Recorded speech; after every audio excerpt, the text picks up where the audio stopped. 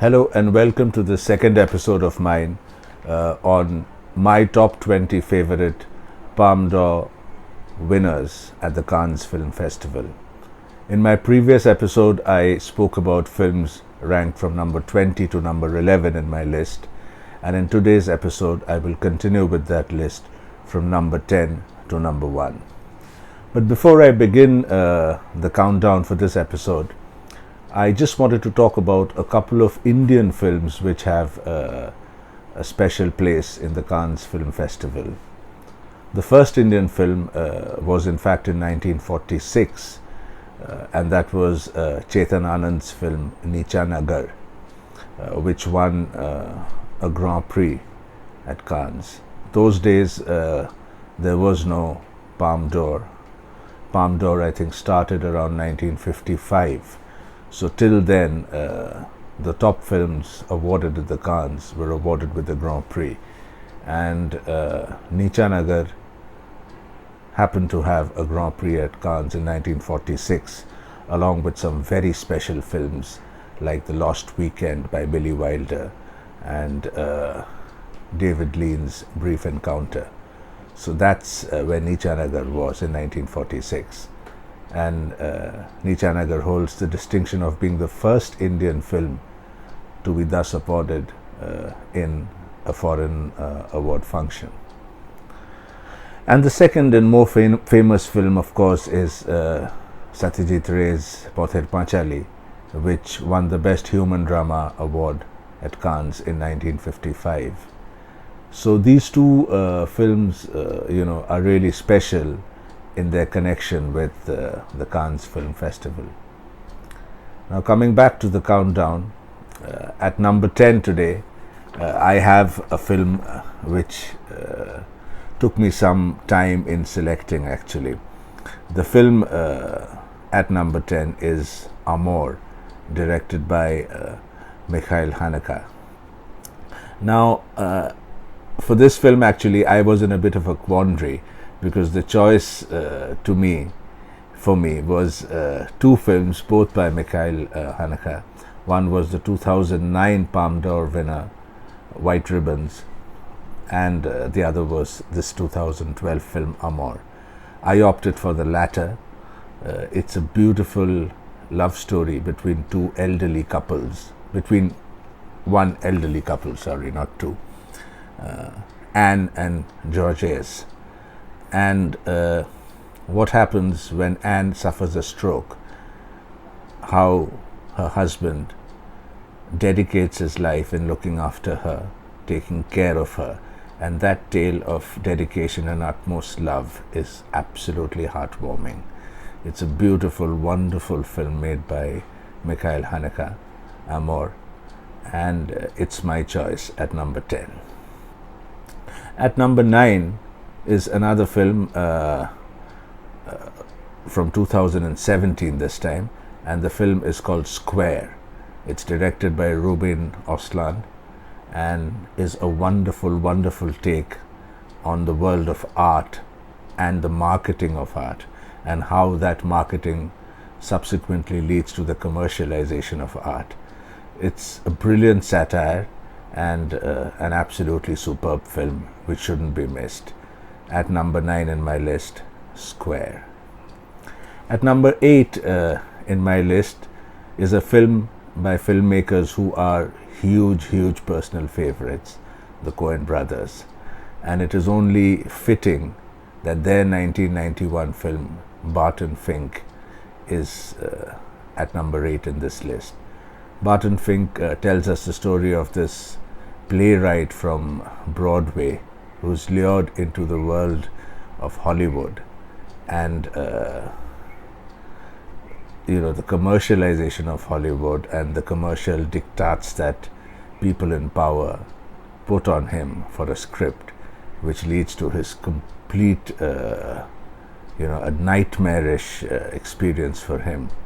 And I think Barton Fink is one of the best, one of the most insightful delves into the world of Hollywood, and kudos to the Coen brothers for such a superb film. Barton Fink is number 8 in my list. At number 7 in my list is La Dolce Vita from 1960. It's a seminal film by Federico Fellini, and it speaks of a reporter's quest for a sweet little life for 7 days on the streets of Rome. And it's such an influential film. It's fashion, art, music, existentialism. Everything was everything got a thrive thanks to this film. It's an absolute masterpiece and one of the greatest films ever made. La Dolce Vita is number 7 in my list. At number 6 is another beautiful, sweet and heartwarming film by the Japanese filmmaker Hirokazu Korida. Known for his human dramas, the warmth, the gorgeousness of family and human emotions, which is quintessential Korida, has rarely been captured as well as it has been in this movie, The Shoplifters. A 2018 movie, The Shoplifters tells the story of a family who thrive essentially on shoplifting, and then they bring home a little girl who's ill-treated by her own parents, and they decide to look after the little girl. And what happens in the story subsequently is what The Shoplifters is about. It's a beautiful, sweet, warm film from an acclaimed filmmaker, Hirokazu Korida. Shoplifters is at number 6 in my list. At number 5 is Taxi Driver from 1976, an absolute cult classic by Martin Scorsese, with Robert De Niro putting in a career best performance. Taxi Driver talks about Travis Bickle, who's a Vietnam War veteran, an insomniac who has psychological issues post the war and he can't sleep, and hence he drives taxis at night. And whilst driving taxi at night, he sees what goes around on the streets of New York, and he decides to clean up the city with absolutely shocking and explosive violence in the climax. Taxi Driver is one of the quintessential films on urban alienation, and a masterpiece made by Scorsese and De Niro. At number 5 in my list. At number 4 is The Conversation, a 1974 film made by Francis Ford Coppola.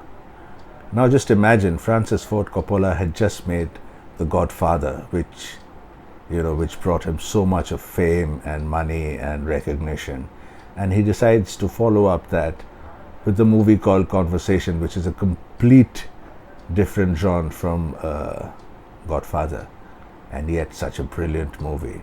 Gene Hackman plays a reporter who overhears a conversation between a wife and her lover, which makes him think that something sinister is brewing, and he decides to investigate. A fantastic movie. The Conversation by Francis Ford Coppola is my number 4. At number 3 is another brilliant movie, this time made by Roman Polanski, and it's The Pianist, the story of a Holocaust survivor who plays the piano. It's as simple as that, but the emotional tug of this film is mammoth, and it's just a marvelous film to watch. So do watch The Pianist in case you haven't. The Pianist is from 2002 and won the Palme d'Or at the Cannes. That's my number 3 movie. At number 2, I have another movie which is a cult classic, an absolute cult classic, The Blow Up by Michelangelo Antonioni.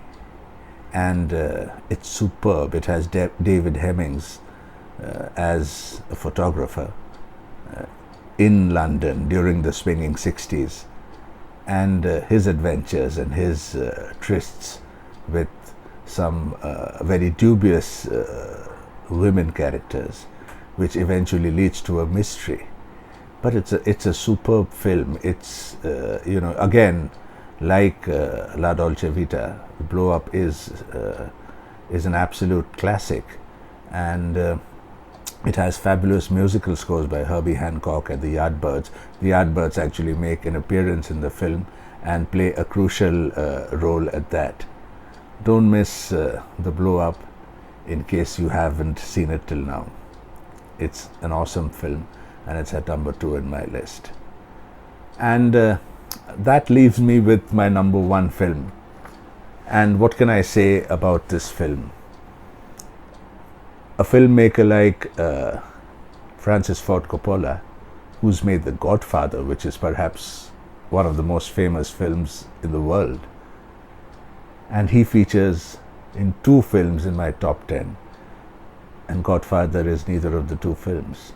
The first one was at number 4, The Conversation, and my number 1 film to win the Palme d'Or at Cannes is Francis Ford Coppola's 1979 classic, Apocalypse Now.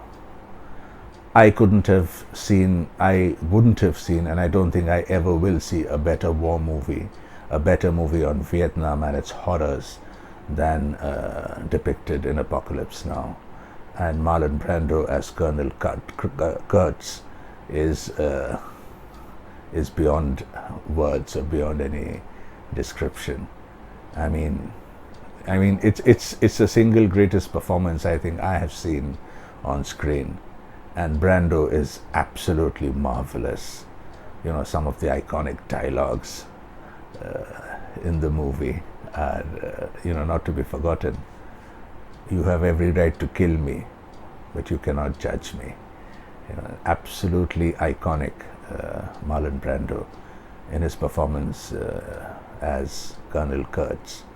And Apocalypse Now, with a fabulous soundtrack and some mind-blowing cinematography, all held together by this brilliant direction of Francis Ford Coppola, makes it my number 1 movie to have won the Palme d'Or at the Cannes.